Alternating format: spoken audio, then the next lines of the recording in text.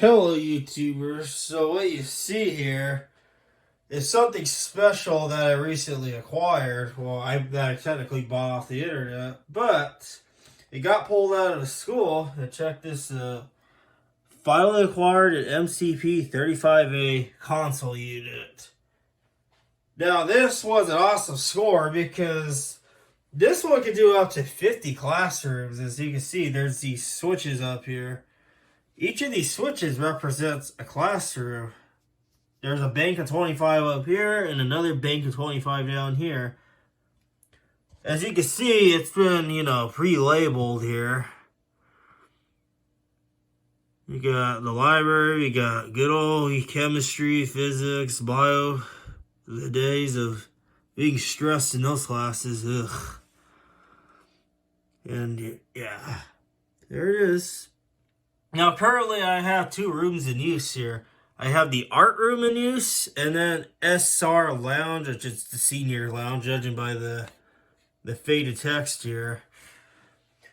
So right now, I have it hooked in to my childhood device here, the good old Mix-Max. Yes, my childhood device is connected to this, and it still works to this day. It just has to be on a charger now, because this supports auxiliary. So here's my 3.5 millimeter here, 3.5 millimeter jack to RCA, and it goes to the back of the unit labeled aux. And yes, this can take in a stereo signal and combines it into mono. This is a 25 volt system, not a typical 70 volt system. Now you could still hook up 70 volt speakers to this, as this will be reduced. So if I have a 4 watt, if I have a 70 volt speaker tapped at 4 watts, it'll be reduced to 2 watts on this. Which is quite interesting. And I also got lucky because most of the units on eBay don't have this harness included. This one came with the harness, which allows the connections of the switch bank to be connected to the amp. Just plugs into the wall. It comes with a cord already. It won't go missing. Comes with an extra outlet if you want to hook up other gadgets. Sure, it probably costs some sort of interference.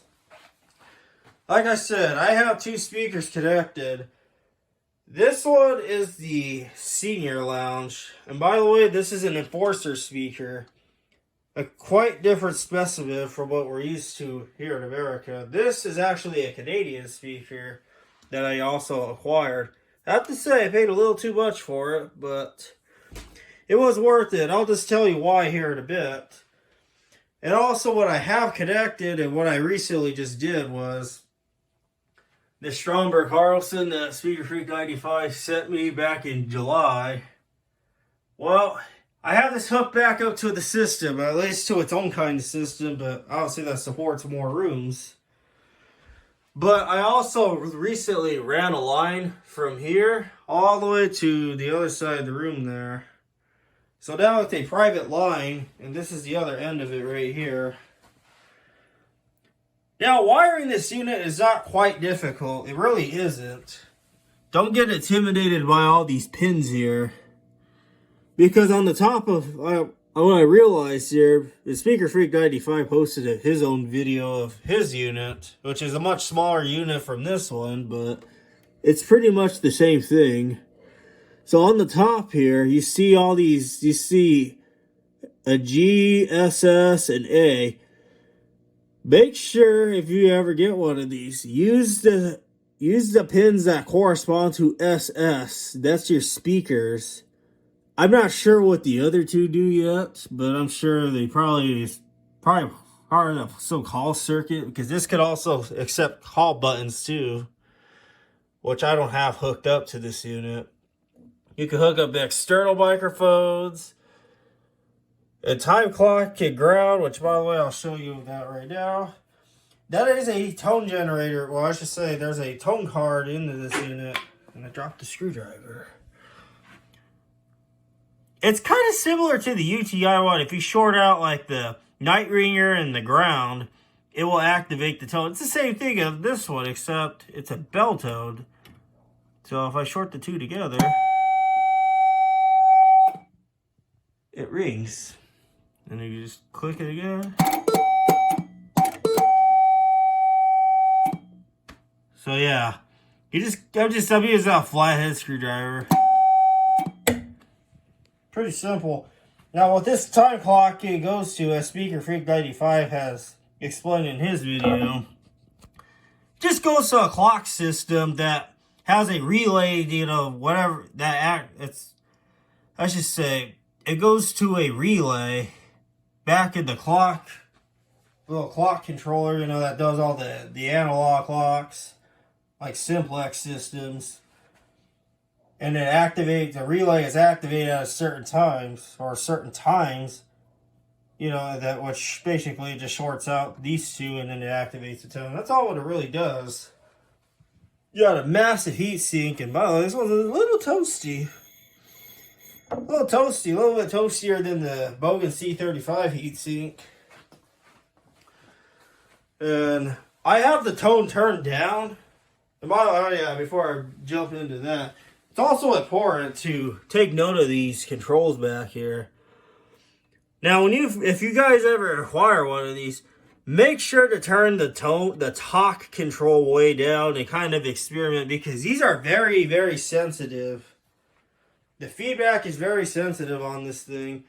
So if you have your speakers and this within the same room, turn it down, because it's going to feedback really bad. Even barely turning it up is feedback. Now you have your emergency page, but I will not click that in this case, because obviously Speaker Freak 95 says that's the wrong way of doing it unless it's an emergency. But also you have no control over the volume. Otherwise they'll just feedback really bad. So I'm going to do it the right way here. So you click this. So let's say, as you can see, it feedback. There's a really bad feedback because I had my monitor listen high. Now, for some reason on my unit, it just plays the tone over and over again. I hooked up several speakers. I don't know why it's doing it, but it works. As you can see, it played the tone again. So here's our little mic here. And I believe I'm on that guy right now. So test check 1, 2, 3. It works, but it just plays that tone a little bit over and over again. I don't know why. But there is another method of bypassing that where you can still use the mic. So and you can control it from right here. So I'll turn this program down. It involves using the program.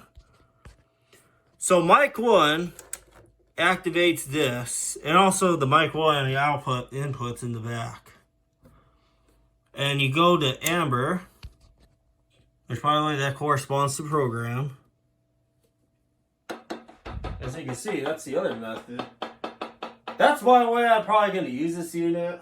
It's a little weird, but I could kind of freely control the volume whenever without having terrible feedback. Hello. Test check 1, 2, 3. I don't know if you could hear that. It's kind of hard to do things one-handed. So here's mic 1. Auxiliary is this. So I'll turn this down. So I have my content playing. So here's my monitor speaker.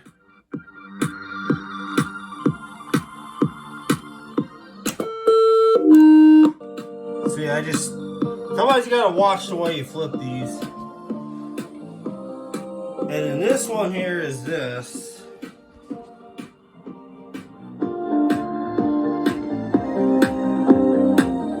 That's the enforcer speaker. And then you get your little status lights. So I'm going to flip the Stromberg Carlson back into amber.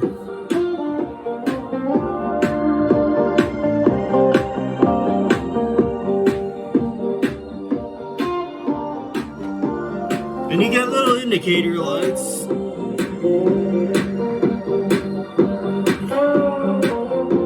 So yeah. And then you get your little monitor here. Now, strangely enough, this yellow LED, I don't know if you guys can tell, it is green in person. I think it's a very early version of a LED diode. It would be cool to change it to like a more appropriate one, but I'll just leave it for now. And then you got your overload, you got your peak. Basically like the tone of this, well, this is your signal, this is the peak, and then obviously this is, you know, maximum overload. Kind of similar to the PhD amp. And obviously, I consider red the danger zone, so I try not to go all the way up there. Don't want to pop audio ICs, so yeah. So about the show that I was telling you about, I don't know if any of you are familiar with the show called Degrassi, and I have the information right here. Degrassi 111, The Next Generation. One day I was just scrolling through some channels on an application called Pluto TV on one of my TV sets. And I just happened to put it on. There's some channel called Degrassi. I never really watched the show before. Apparently it's like a Canadian show, according to another viewer that I chat with here and there through email. And there was a scene where this was in a classroom, but it was using a Talkback application too.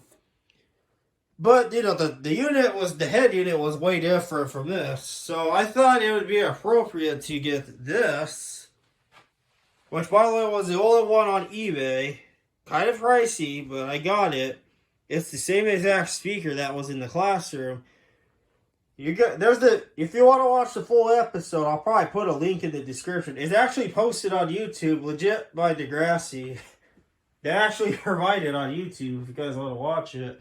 But there was a scene in the classroom where some students were mocking the teacher.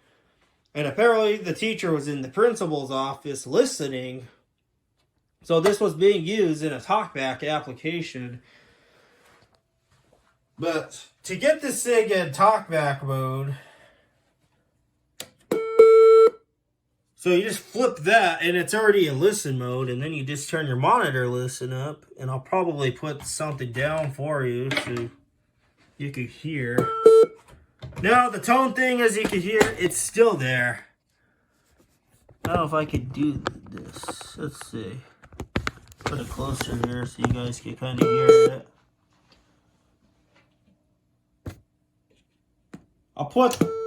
So I'm on the Enforcer speaker right now. As you can hear, I'm talking through the Enforcer. As you can hear, it's a little bit distorted. Yeah, I'm talking through a 70-volt speaker. As you can tell, the feedback is real sensitive. I never knew that was a thing. That's kind of cool. You can talk through a 70-volt speaker, which obviously is on a 25-volt application. Hello, hello, hello. You just talk through it like a microphone. Obviously, the gain will be a lot higher because the unit is far from the speaker, but also the speaker is usually generally mounted a little bit higher up. But that's why it's not so loud. Well, that's why you don't really shout into it because you hear the distortion. And turn that off. But the only disadvantage I don't like about this is there is no way of fully turning it off. Matter of fact, I got a kilowatt meter. We'll see how much watts it takes in real life here in a bit in the next part. Okay, so I got my kilowatt tool hooked up here. So this wattage you see here, this is how much watts it takes, how much it's consuming just sitting here idling without nothing going on. So basically it's equivalent to one of those GE party incandescent bulbs, those 25 watt bulbs. It's equivalent to that, except it's running 24/7. There is no way of shutting this off.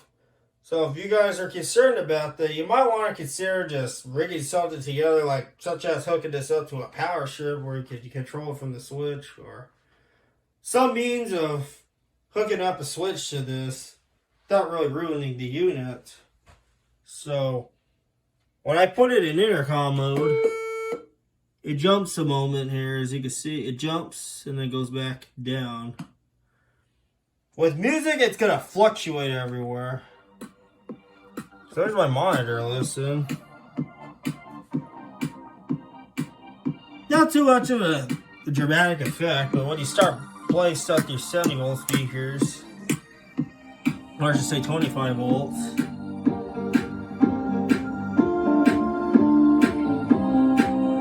as you can see, it jumps around at times.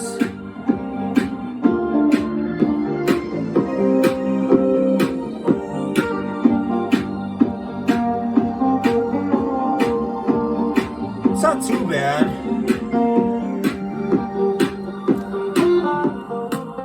So yeah, you might want to take that into consideration if you are very energy conservative.